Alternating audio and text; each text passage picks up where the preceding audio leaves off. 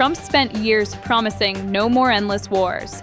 So, how did we end up with American soldiers dying in Iran, just 2 months into his second term, and his own pack using their coffins in a fundraising email? Stay with me because this story is wild. Okay, quick context for anyone just catching up. On February 28th, the US and Israel launched joint strikes on Iran, killing Supreme Leader Ayatollah Khamenei. Trump called it Operation Epic Fury. Within days, Iran retaliated. American soldiers started coming home in flag-draped cases, and the country immediately split, not just along party lines, but inside Trump's own base.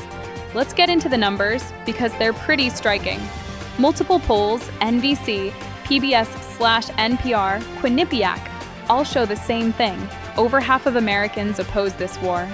Not a slim majority. We're talking 53, 56%, depending on the poll. And here's the number that should really catch your attention. 62% of voters say the administration has not given a clear explanation for why we're even fighting. Not Democrats, not independents. 62% of all registered voters.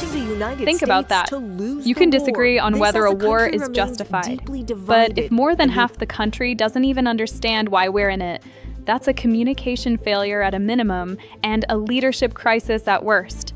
And on the question of when it ends, Trump has actually used the word excursion to describe what's happening.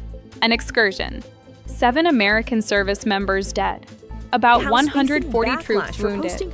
Iran has partially shut down the Strait of Hormuz, causing oil prices to spike and hitting people at the pump. And the official framing is excursion. Meanwhile, most voters, 71% in one poll, expect this to last months, maybe longer. That gap between what the administration is saying and what the public believes, that's where trust goes to die. Now this is where it gets genuinely disturbing.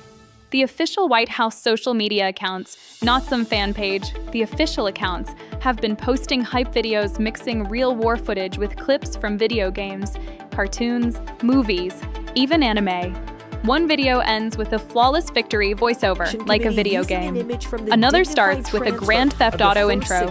Actor Ben Stiller publicly called them out after they used a scene from Tropic Thunder without permission.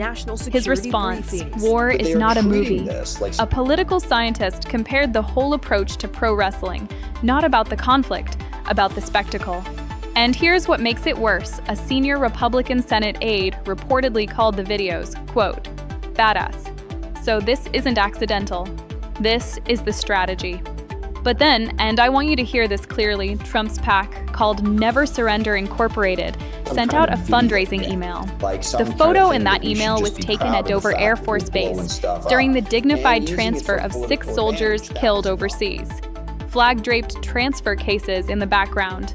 Trump saluting. The email essentially said he's the strong commander who stares down tyrants and invited supporters to claim a spot in a national security briefing membership. Donors get so-called private briefings. A legal expert said this crosses a norm we haven't crossed before. Senator Tammy Duckworth, an Iraq war veteran who lost both legs in combat, responded bluntly, "War is not a video game. 6 Americans are dead. There's a word for using the deaths of soldiers to raise political money, and patriotism isn't it." Here's what makes this politically dangerous for Trump specifically. His approval on Iran, just 38%. His economic approval, 35%, the lowest recorded. And among independents, 61% now oppose the war. Some voices in his own movement have spoken out. The argument isn't complicated. He campaigned on ending foreign wars. No more nation building. America first. And now there's an active war, a disrupted oil route, rising prices, dead soldiers, and reports he may consider sending ground troops. Even among Republicans, 52% oppose ground troops. His own party. So where does this go? The midterms are in November.